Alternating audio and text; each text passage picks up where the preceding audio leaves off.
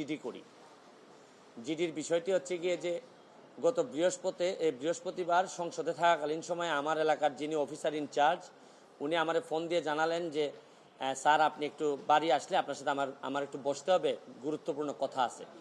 তো শুক্রবারে আমি বাড়ি যাওয়ার পর উনি দুপুরবেলা আমাকে বললেন, আমাকে একটা মেসেজ দেখালেন যে উনাকে একটা লোক 2-3 দিন ফোন করার পর উনি যখন আমলে নিচ্ছিলেন না তখন উনারে একটা মেসেজ দেয় যে ওই লোকটা, অজ্ঞাতনামা লোকটা আমার সাথে দেখা করতে চায়, কথা বলতে চায়, দেখা করতে চায় না, কথা বলতে চায়।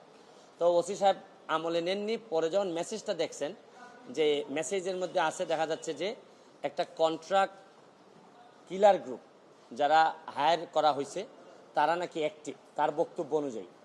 তো ওসি সাহেব আমারে উনার ফোন দিয়ে ওই অজ্ঞাতনামা ব্যক্তির সাথে ফোনে ধরাই দিলেন। আমি কথা বললাম, কথা বলার পর যে জিনিসটা ওরা জানাইলো আমাদেরকে, ওই অজ্ঞাতনামা ব্যক্তি সে নিজেকে আইডেন্টিফাই করতে চায় না, সে তার অ্যাড্রেস বলতে চায় না। সে বলে যে আমি নিজেও ওই কিলার গ্রুপের মেম্বার ছিলাম, যখন আপনার নামটা আসছে আপনাকে হত্যা করতে হবে, তখন আমি বলছি যে না, আমি এটা পারবো না। কারণ উনি ওই লোকটা সিলেটি, সে আমার কাজকর্ম সম্পর্কে জানে, এই জন্য সে কোনোভাবে রাজি হয় নাই। তখন সে বলছে যে আমার বিষয়টা হচ্ছে গিয়ে, তার বক্তব্য অনুযায়ী আমার বিষয়টা হচ্ছে গিয়ে আমি আপনাকে একটা ওয়ার্নিং দিচ্ছি, আপনি এই 2-3 দিন আপাতত ঘরের বাইরেই যাবেন না। তো এইটা শোনার পর আমি নর্মালি এর আগে অনেকবার আমি মৌখিকভাবে বা আমার পিএসের মাধ্যমে বিভিন্নভাবে আমি থ্রেট পাইছি, এগুলো আমি আমলে নেই না, কারণ এগুলা সামনে বললে একটা প্যানিক তৈরি হইতে পারে, এই জন্য আমি কখনোই সামনে নিয়ে আসি নাই। এইবার যখন আমার এলাকার ওসি সাহেবের মাধ্যমে আসছে তখন আমার কাছে মনে হয়েছে যে মানুষ যখন কখনো কোনো ওসিরে নর্মালি তো কেউ ফোনই দেয় না, তার উপর যখন সে এইরকম একটা মেসেজ দিয়েছে তখন আমার মনে হয়েছে যে সিরিয়াসলি একটা পটেনশিয়াল থ্রেট, আমার এটা অবশ্যই আমলে নিতে হবে। তো এই জন্য আমি ওই দিন পরের দিন সকালেই আমি ঢাকা চলে আসি, সংসদ ভবনে চলে আসি। এসে আমি এর ভিতরে আমি পুলিশের ঊর্ধ্বতন কর্মকর্তা যারা আছেন তাদের সাথেও আমি কথা বলি। তো এরপরে আমি জিডিটা আমি গতকালকে করছি। কিন্তু আমার যে জায়গাটাতে প্রশ্ন হচ্ছে, দেখেন আমি একজন মেম্বার অফ পার্লামেন্ট, পুলিশ যখন আমার এলাকার ওসি সাহেব যখন জানলেন কোনো একটা মারফতে যে আমার একটা লাইফ রিস্ক আছে, তখনই কিন্তু উচিত ছিল যে উনি এসপি সাহেবের সাথে আলাপ করবেন, ডিআইজি সাহেবের সাথে আলাপ করবেন, এটা কি আসলেই থ্রেট নাকি না কেউ বোগাস নাকি না কিছু, এটা তো আমার কাছে আসার আগেই এদের তদন্ত করে ফেলা উচিত ছিল। মানে আমাকে জিডি করতে হলো কেন? প্রশ্নটা হচ্ছে গিয়ে যে আমার থ্রেটটা তো আমি জানি না, জানছে প্রথমে ওসি সাহেবের পরে এটা এসপি ডিআইজি ওনাদের কাছে যাবে।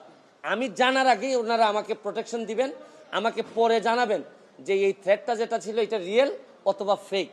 ওনারা আমাকে বলছেন, ওসি সাহেবের যতটুকু ব্রেইনে ধরছে উনি ধরছেন, আমাকে বলছেন, আমাকে জিডি করতে হয়েছে। আর আমার নিরাপত্তা তো এখন আমার নিজেরই দিতে হইতেছে। এখন রাষ্ট্রযন্ত্র, আমি এটা বুঝলাম না যে এই রাষ্ট্রযন্ত্র আসলে কি আদৌ আমার বাঁচাই রাখতে চায় কিনা।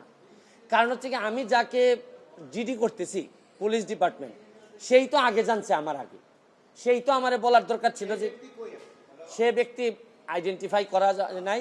পুলিশ মারফত কখনো শুনলাম যে ওনারা নাকি ট্রেকিং করে, কখনো বলছেন যে পাহাড়তলি চট্টগ্রামের, তারপরে কখনো বলতেছেন তার বাড়ি এই বড়লেখা বা সিলেটের কোন জায়গায় যেন। তা আমার বিষয়টা হচ্ছে গিয়ে যে দেখেন, এই দেশে বঙ্গবন্ধু মারা গেছেন, তার পরিবার সবাই মারা গেছে, আমার হবিগঞ্জের শাহ এম এস কিবরিয়া সাহেব মারা গেছেন, আমরা তো কোনো প্রোটেকশনই দিতে পারি নাই। আর আমার বিষয়টা এরকম হয়েছে যে এই পুলিশের ভূমিকা দেখে মনে হইতেছে যে পুলিশ মনে হইতেছে যে একটা অপমৃত্যু রেকর্ড করার জন্য বসে আছে, যে আচ্ছা একটা মৃত্যু হয়েছে, নাইলে এই পর্যায়ে যাবে কেন, আমি কি করতেছি না করতেছি সব পুলিশ এবং এনফোর্সমেন্ট এজেন্সির নখদর্পণে থাকবে। কারণ এরা খবর নেয় না বলেই লোকগুলা মরে, আর এরা খবর নেয় না বলেই বেনজিররা এত ধনী হয়, এরা খবর নেয় না বলেই মতিউররা এত টাকার মালিক হয়। কারণ এরা তো থাকে কারে কোন জায়গায় বদলি করবে, কারে কোন জায়গায় জায়গা মতো নিজের লোক সেট করলে অনেক টাকার বাণিজ্য হবে, এইসব অভিযোগ এদের বিরুদ্ধে। যার কারণে আমার কষ্টটা এখানে, আমার এই মরতে কষ্ট নাই, আমার দুইটা কষ্ট, একটা হচ্ছে মরে গেলে আমার এলাকার মানুষের কি হবে, এইটা আমাকে কষ্ট দেয়।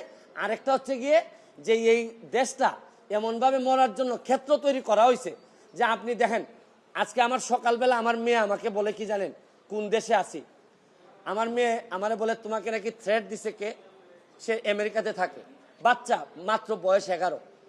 আমি বলছি হ্যাঁ আমি তো গুড ওয়ার্ক করি, এই জন্য ব্যাড পিপুলরা আমারে হুমকি দিছে। সে আমারে বলে there must be a line between good work and stupidity.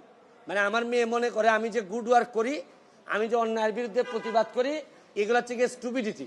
কারণ আমি আর কি জবাব দিব তারে, কারণ সে তো তার মাথার মধ্যে এগুলাই আছে যে বাংলাদেশে যারা ভালো কাজ করে, অন্যায়ের প্রতিবাদ করে, এরা স্টুপিড। কিন্তু আমার মেয়ে অল্প বয়সী মেয়ে, আমি তো বুঝাইতে পারি না যে আমার জন্ম এই দেশে, এই দেশের মানুষের কল্যাণে আমি কাজ করতে চাই, কারণ আমার রক্তের মধ্যে এটা আছে, আমি করবো কি এটা। যে ধরনের প্রোটেকশন, আমি তো আর আগের ব্যারিস্টার সুমন না, মেম্বার অফ পার্লামেন্ট হিসাবে আপনি না আগের ব্যারিস্টার সুমনকে ফেলে দিলেন, কিন্তু মেম্বার অফ পার্লামেন্ট হিসাবে আমার সিকিউরিটির আগেই আমি যে জিডি করা লাগলো, এটার জন্য দুঃখ প্রকাশ করতেছি। কেন আমি জিডি করব? আর যদি এটা আমার কাছ থেকে ইনফরমেশনটা আসতো যে আমার পিএস বলছে যে আমারে থ্রেট দিছে, বা আমার এক বন্ধু বলছে, বা আমার এক আত্মীয় স্বজন বলছে, তা নয় আমি জিডি করলাম। পুলিশের মাধ্যমে যখন আসে তখন তো সাথে সাথে কাজটা করার দরকার ছিল। এখন বুঝেন অবস্থাটা কোন জায়গায় আছে। তারপর আমি বিশ্বাস করি যে যতদিন আসি মানুষের কল্যাণে কাজ করতে চাই, আপনাদের দোয়ায় কাজ করতে চাই, আর নিজের মানুষের আমার প্রতি যে বিশ্বাস, আমি মনে করি এটাই আমার নিরাপত্তা। আর এখন বাকিটা এনফোর্সমেন্ট এজেন্সি আছে, তারা যদি আমি কথা বলছি আইজিপি মহোদয়ের সাথে, উনি অত্যন্ত ভালোভাবে আমাকে আনসার দিয়েছেন, বলছেন যে এটা তো আগেই ওদের এই কি করার কথা। উনি আমার বিশ্বাস যে উনি ওই যারা আছে তাদেরকে প্রশ্ন করছেন যে এটা তো তোমরা জিডি করার আগেই ইনফরমেশন পাওয়ার সাথে সাথে কাজ করার কথা। একমাত্র আইজিপি সাহেব, বর্তমান আইজিপি সাহেব, উনি আমার অ্যাঙ্গেলে উনি কথা বলছেন। আর বাকি যারা আছে সবাই মনে হইতেছে যে সাক্ষী দেওয়ার জন্য বসে আছে, আমি কখন মরবো, মরলে পরে সাক্ষী দিবে। আমার এলাকাটা কিভাবে চলছে বুঝেন না আপনারা, যে কারে কোন জায়গায় সেট আপ করবে, এইভাবেই চলছে।